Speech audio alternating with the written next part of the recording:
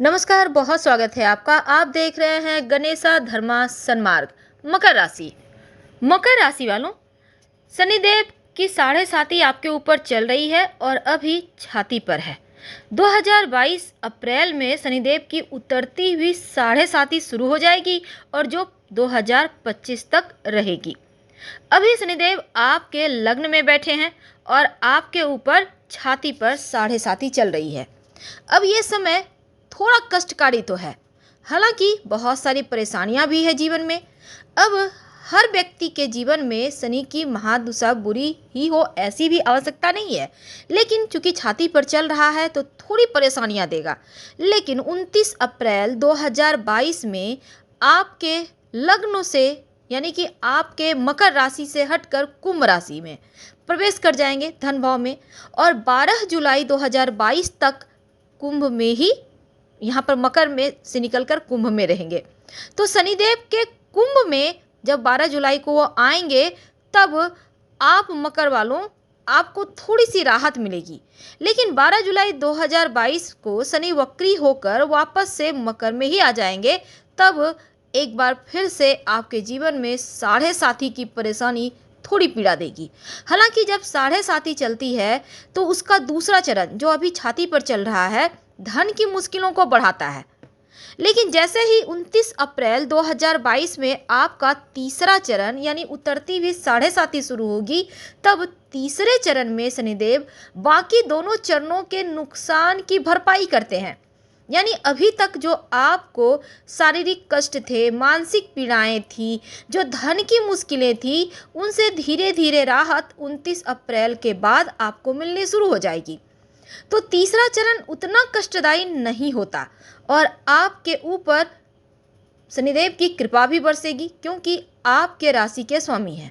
अब साढ़े साती चल रहा है और जैसा कि आपको पता है, ज्योतिष कहता है कि हर व्यक्ति को जीवन में एक न एक बार शनि की साढ़े साती जरूर लगती है और शनिदेव की साढ़े साती के 3 चरण होते हैं। तो ये आपका अंतिम चरण चलेगा, हालांकि अभी वर्तमान में आपके छाती पे चल रहा है। दूसरी बात, चूंकि देखिए जो शनिदेव हैं सभी 9 ग्रहों में सबसे मंद गति से चलने वाले ग्रह हैं और यह एक राशि से दूसरी राशि में जाने के लिए लगभग 2.5 साल का समय लेते हैं। तो अभी जो वो मकर में हैं, अब वो कुंभ में जाएंगे, तो आप 2.5 साल, जब तक आपका अभी 6 महीने और बचे हैं।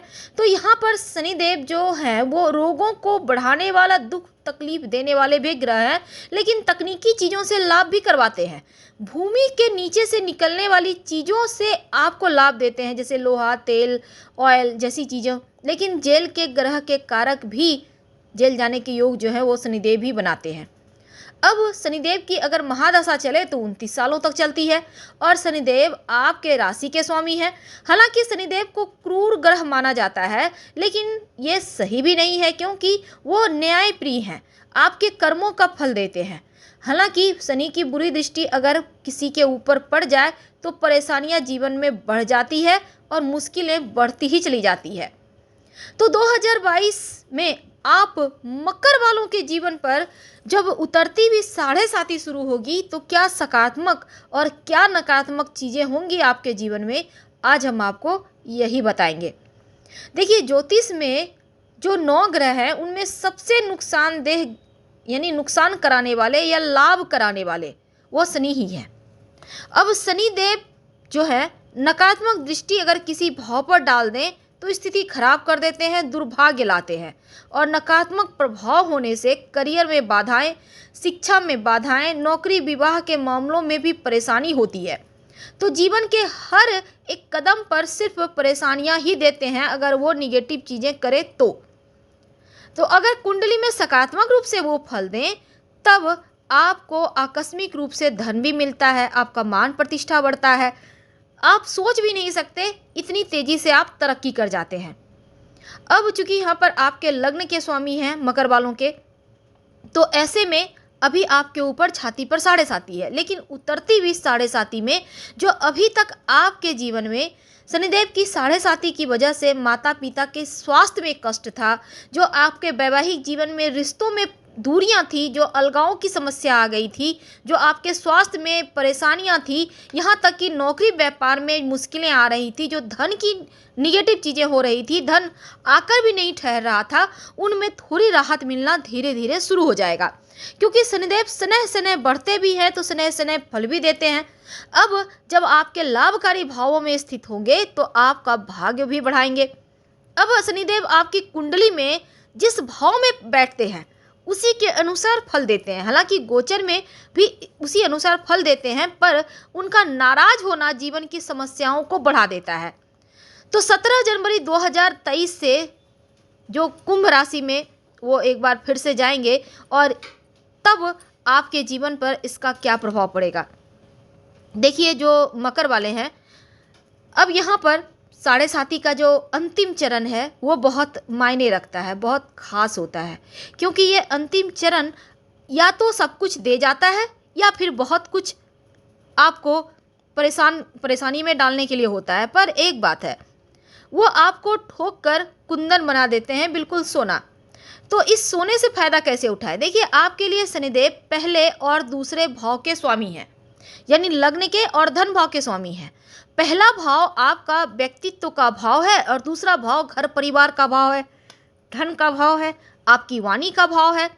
तो जो 2022 है, शुरुआत में शनिदेव आपके लग्न में है, लेकिन जब वो राशि परिवर्तन करेंगे 29 अप्रैल को से लेकर जुलाई तक का जो वक्त है, आपके धन भाव में रहेंगे और बाकी समय में वक्री होकर आपके लग्न में आ जाएंगे।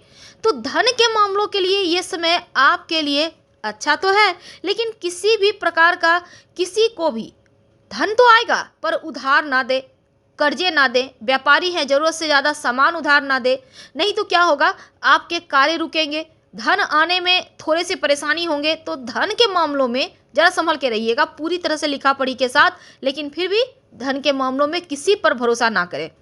इस समय आकस्मिक रूप से बेवजह का खर्चा भी हो सकता है आपके जीवन में, इन खर्चों से बचिए। आप बजट बनाकर कार्य करें, नहीं तो आर्थिक स्थिति आपकी प्रभावित होगी। लेकिन अगर हम आपके करियर की बात करें तो छोटी मोटी मुश्किलें भी दिखती है, इसके कारण आपको थोड़ी सी परेशानी हो सकती है। जैसे कि रिश्तों में थोड़ी दूरियां हैं, माता पिता के स्वास्थ्य में जो कष्ट है वो आपको हो सकता है कुछ समय के लिए थोड़ा सा मानसिक तनाव दे दे। बेवजह आपको लगे जैसे टेंशन बढ़ा हुआ है, हालांकि ये बहुत हद तक आप इन चीज़ों को संभाल लेंगे और दैनिक जीवन में इन चीज़ों को आप जगह बनाने ना दें, बल्कि सकारात्मक सोच के साथ आगे बढ़ें। और आपको नौकरी में आपका जैसे स्थान परिवर्तन हो सकता है, और इस समय जॉब करते हैं तो ज़रा संभल कर, क्योंकि उतरती भी साढ़े साथी है तो परीक्षाएं भी लेंगी। तो आपको कोई भी ऐसा काम नहीं करना जो आप इस परीक्षा में आप उत्तीर्ण ना हो पाए, नहीं तो आपका फिर टेंशन बढ़ेगा। इसलिए मानसिक तनाव से बचना है और एकदम से उतावलापन में आने से बचें, क्योंकि जाते जाते कहीं ना कहीं आपके दिमाग को उथल पुथल करेंगे तो आप में उतावलापन आएगा, जिसके कारण अच्छी होने वाली चीज़ें भी गड़बड़ हो जाएगी। हालांकि नौकरी कहीं छूट ना जाए, नौकरी से संबंधित कोई परेशानी ना हो जाए, तो इस समय आप जैसे घूस वगैरह लेने से बचें, किसी भी तरह का रिश्वत लेने से बचें, ईमानदारी के साथ कार्य करें। आपके सामने धन जैसी चीज़ों की आकस्मिक समस्याएं भी आ सकती है, तो आकस्मिक रूप से धन की बाढ़ भी आ सकती है, यानी आकस्मिक धन लाभ भी हो सकता है। तो ऐसे में इस समय शांत रहें, दिमाग यूज करें, क्योंकि जाते जाते कुछ ना कुछ तो उथल पुथल मचाएंगे जीवन में। तो ऐसे में सलाह ये है कि अपने मेहनत पर भरोसा रखें, नियमों का पालन करें, और जितना ज़्यादा आप लीक से हटकर जाना चाहेंगे उतना परेशान होंगे। इसलिए जैसी जो चीज़ें चलती है उसी में थोड़ा मेहनत करके उसको बेहतर करें, पर अभी उतना ज़्यादा आपको एक्साइटेड नहीं होना है। तो शनिदेव का ये गोचर चूँकि 2022 तो समाप्त ही होने को, तो 23-24 तो ये आपके शिक्षा के मामलों में सबसे ज़्यादा आपको लाभ देगा, क्योंकि इस समय आपके जो पढ़ाई लिखाई है वो बेहतर होगी। आपकी एकाग्रता पे आपको थोड़ा फोकस तो करना होगा, तो आप भगवान सूर्य को प्रणाम करके गायत्री मंत्र रोज 27 बार पाठ करें तो पढ़ाई पे फोकस बना रहेगा और मन व्याकुल नहीं होगा, खासकर जो विद्यार्थी है। जिसके कारण आपको अपनी अपेक्षाओं से कम परिणाम मिलेगा। इसलिए आपको गायत्री मंत्र पढ़ना है और दिमाग को शांत रखना है, और साथ ही बुरी संगति से, बुरे आदतों से बचिए, क्योंकि मकर राशि के बच्चे जल्दी ही बुरी संगति में पड़ जाते हैं। इनसे आपको बाहर निकलना है। हालांकि घर के मामलों की बात करें तो छोटे मोटे समस्याएं दिखती हैं। यदि आप सामाजिक व्यक्ति हैं तो इस समय आपका समाज में मान सम्मान प्रसिद्धि आपको उतना नहीं मिलेगा जितना आप चाहते हैं। इसलिए अपनी वाणी पर थोड़ा कंट्रोल रखें। हो सकता है आप कुछ और बोलना चाहें, कुछ और बोल दें, तो अपनी वाणी पर कंट्रोल बनाए रखें। कुछ भी बोलने के पहले 2 बार सोच लें, आपके लिए यही बेहतर होगा। क्या करें कि सब कुछ अच्छा होता चला जाए? एक तो रोज सुबह हनुमान चालीसा पढ़ने का अभ्यास बनाएं, या फिर शाम के समय अगर हनुमान चालीसा नहीं भी पढ़ते हैं तो शाम में शनि चालीसा पढ़ लें, या ओम शं शनिश्चराय नमः का कम से कम 108 बार जप करें। शनिदेव के बुरे प्रभावों को कम करने के लिए ईमानदार रहें, अपने से बड़ों का रिस्पेक्ट करें। अब आपके अंदर जो लोग काम करते हैं उनका सपोर्ट करें। हर किसी से भी जैसे निचले स्तर पे जो लोग काम करते हैं उनको खासकर सम्मान दें, और खाने पीने की वस्तु शनिवार के दिन जरूर उनको दें। साथ ही साथ आप शनिवार के दिन सात्विक भोजन ग्रहण करें तो आपके लिए अच्छा होगा।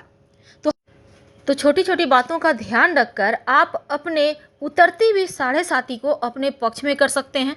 उनका आशीर्वाद आपको मिलता रहेगा। हम आपसे विदा लेते हैं। हर हर महादेव। धन्यवाद।